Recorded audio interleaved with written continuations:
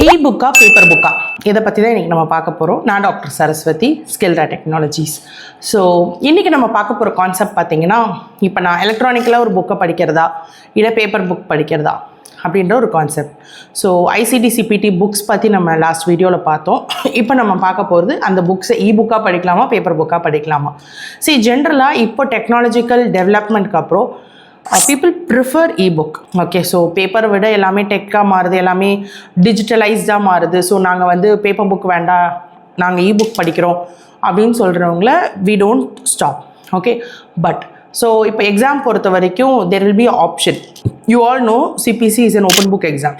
So உங்களுக்கு paper book வேணுமா ebook வேணுமான்ற option இருக்கும். ஸோ இதில் இ-புக் சில டிஸ்அட்வான்டேஜஸ் இருக்குது. அது என்னன்றதை பற்றி தான் இன்றைக்கி நம்ம பார்க்க போகிறோம். ஸோ இது என்னோட ஒப்பீனியன் தான். ஸோ இது எல்லாருக்குமே காமனாக இருக்கணும் அப்படின்னு அவசியம் கிடையாது.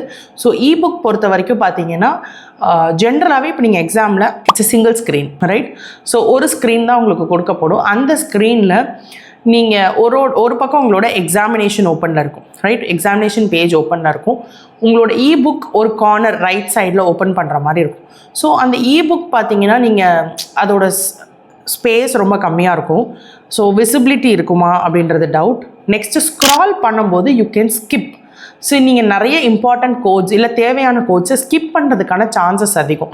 ஸோ நீங்கள் ஸ்க்ரால் பண்ணும்போது ஸ்கிப் பண்ணிட்டீங்கன்னா டைம் கன்சியூமிங்காக இருக்கும், டைம் அதிகமாக எடுக்கும். ஸோ அதுக்கு நீங்கள் பேப்பர் புக்கை ப்ரிஃபர் பண்ணுறது பெஸ்ட் ஆப்ஷன். ஸோ இப்போ நீங்கள் இது இ-புக் பொறுத்த வரைக்கும் ஸ்க்ரால் பண்ணி மிஸ் பண்ணிடுறதுக்கு வாய்ப்பு இருக்குது.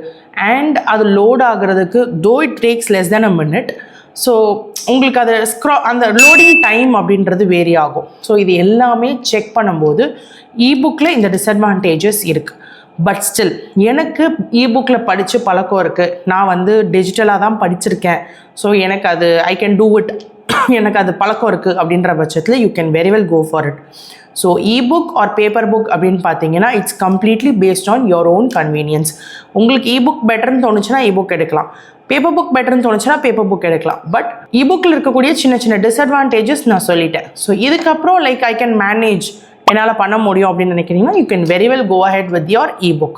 ஸோ இதுதான் உங்களோட இ-புக் அண்ட் பேப்பர் புக்குக்கான டிஃப்ரென்சியேஷன். இதே மாதிரி தொடர்ந்து மெடிக்கல் கோடிங் ரிலேட்டடான வீடியோஸ் பார்க்குறதுக்கு சேனலை சப்ஸ்கிரைப் பண்ணுங்கள், வீடியோஸை லைக் பண்ணுங்கள், ஷேர் பண்ணுங்கள், கமெண்ட் பண்ணுங்கள். And Christmas new year offer போயிட்டுருக்கு. பேட்சஸ் ஆஃபரில் என்ரோல் பண்ணிகிட்ருக்காங்க.